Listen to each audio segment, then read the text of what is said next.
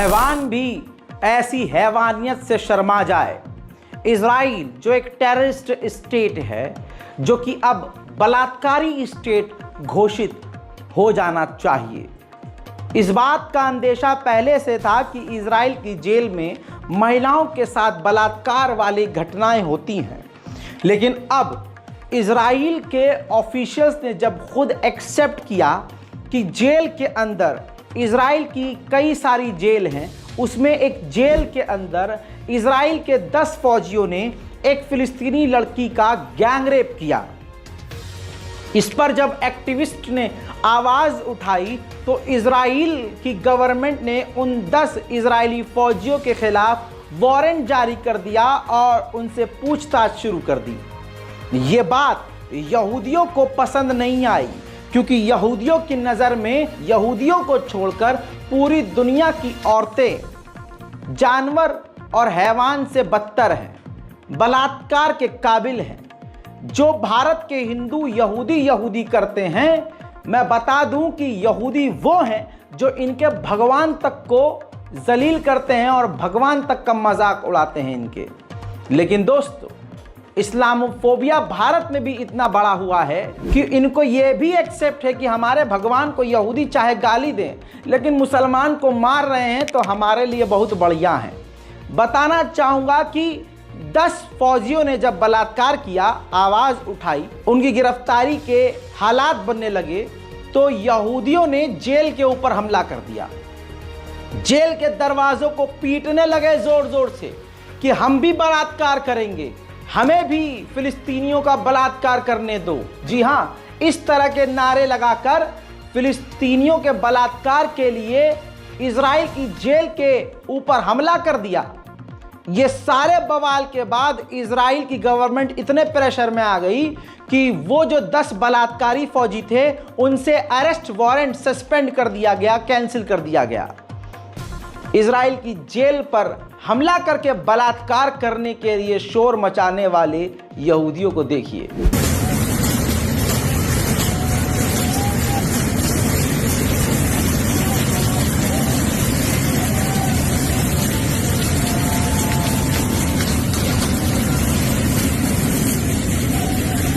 דבר כזה, בגלל שלקחו לי פה חיילים כבר לחקירה, הם כבר לא איתנו פה, אני לא רואה אותם פה. כל הצוות שלי, תעלו הציוד, בוא נחלץ אותם. מבחינתי אתם. בוא נמי, תן לי שמות. תן לי רגע שנייה, תן לי רגע שנייה. מי יכול לעצור אותנו? תן לו שנייה לסיים. מבחינתי החיילים פה יכולים לעשות מה שהם רוצים, הם ילדים טובים. אני ביוזמתי עם החיילים שלי שעכשיו נמצאים שם, אני הולך לביתי. תסתפקו בזה, לא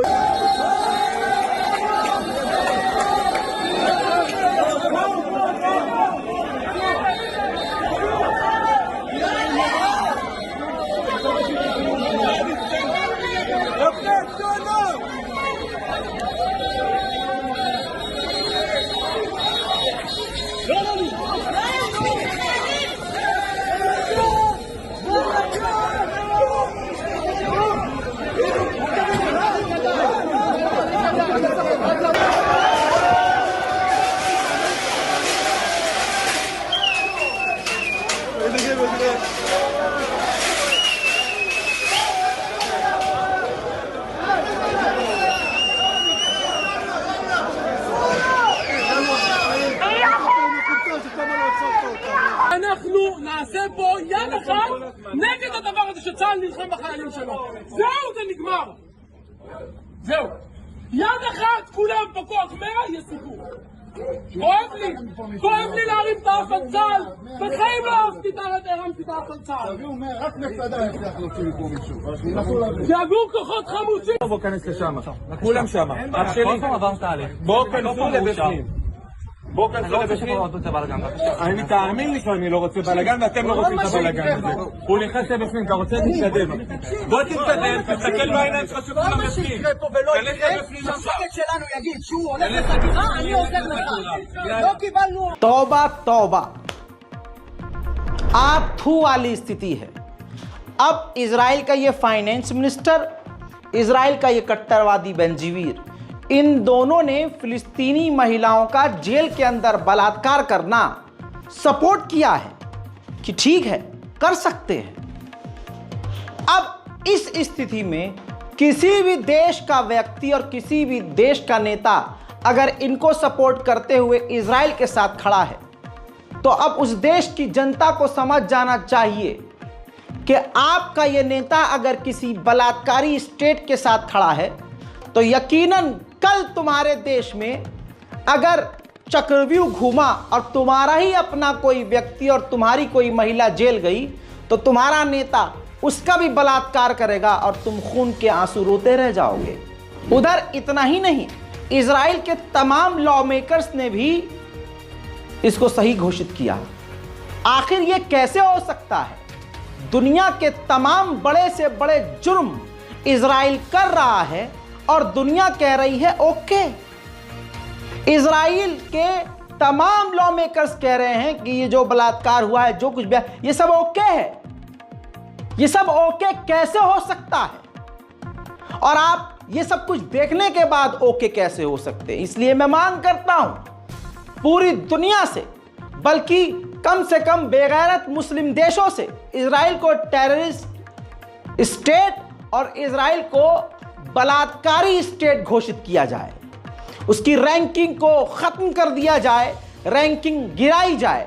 हालांकि ranking already Israel की गिर रही है। जो कल तक इजराइल के सपोर्ट में थे, आज इजराइल के सपोर्ट में खुलकर खड़े होने से डर रहे हैं, क्योंकि जो जो इजराइल को सपोर्ट कर रहा है उसका भविष्य अंधकार में जा रहा है। 7 अक्टूबर से अब तक इजराइल की जेल में 39 फिलिस्तीनी कैदियों की टॉर्चर से मौत हो चुकी है और यह मौत के आंकड़े बढ़ते ही जा रहे हैं। अपडेट यह भी है कि लेबनान के ऊपर इजराइल ने जो खतरनाक हमला किया था, उसका एक और वीडियो आया है जो कि काफी डेडली है। इससे लग रहा है कि इजराइल का हमला कितना खतरनाक था। देखिए।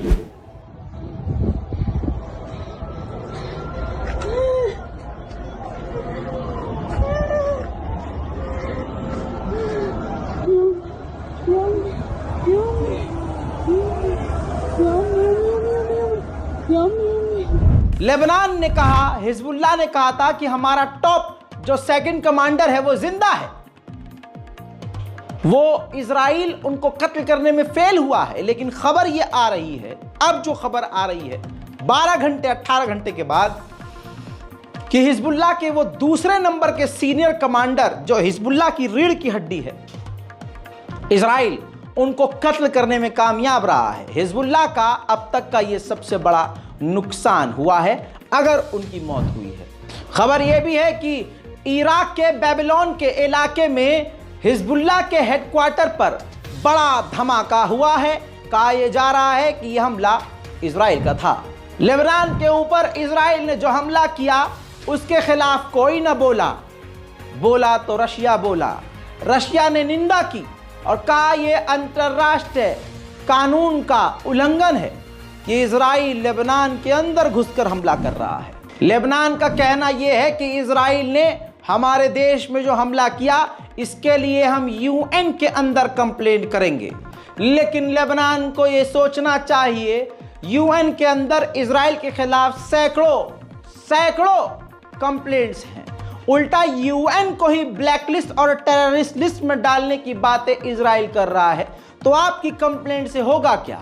होना यह चाहिए कि तमाम बड़े बड़े देश जो इजराइल से खार खाए हुए हैं, इजराइल से दुख उठाए हुए हैं, सबको मिलकर एक साथ इजराइल को सबक सिखाना चाहिए। लेबनान पर हमला इजराइल ने अमेरिका को बता के किया था, ऐसी जानकारी अब खुद इजराइल ने दी है।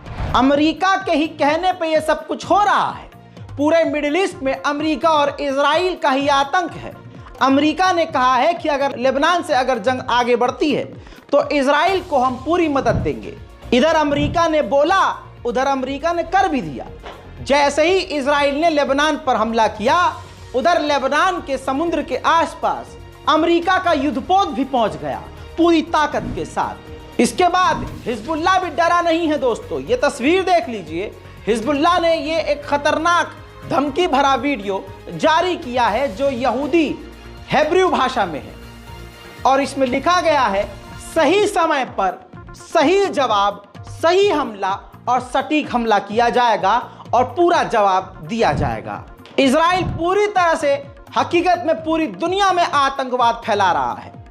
फिलिस्तीन के वेस्ट बैंक में इजराइल ने 2 फिलिस्तीनियों को, जिसमें से एक बच्चा भी था, कत्ल कर दिया और 28 फिलिस्तीनियों को बुरी तरह से घायल कर दिया। सिर्फ 22 जुलाई से अब तक खान यूनुस के इलाके में, तवज्जो चाहूंगा, सिर्फ 22 जुलाई से अब तक फिलिस्तीन के खान यूनुस के इलाके में इजराइल ने 300 फिलिस्तीनियों का कत्ल कर दिया है। वहीं गज्जा के अंदर का अपडेट दूं तो गाजा के सेंट्रल इलाके से और अलग अलग इलाकों से अब फिलिस्तीनी गाजियंस फिर से अपने इलाके को छोड़ रहे हैं, क्योंकि इजराइल जहां पर भीड़ होती है वहीं हमला करता है। जिस जगह को इजराइल सेफ बताता है आज, कल वहीं हमला करता है।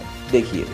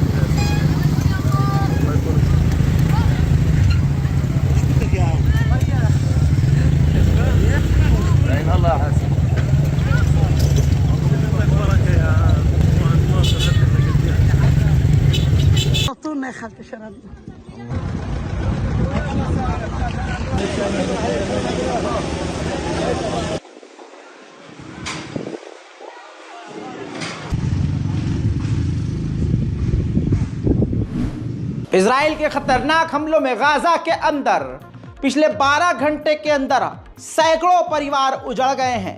किसी का भाई मरा, किसी की मां मरी, किसी का जवान बेटा मरा, किसी का गोद का पाला मर गया। इजराइल हमलों से पीछे नहीं हट रहा है। अरब देश खामोश हैं। मुस्लिम लीग गधे के पिछवाड़े में चला गया है। OIC भी सुअर के पिछवाड़े में चला गया है।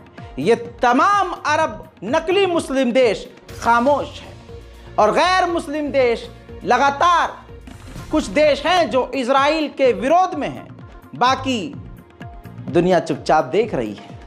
देखिए, अल्लाहु अकबर।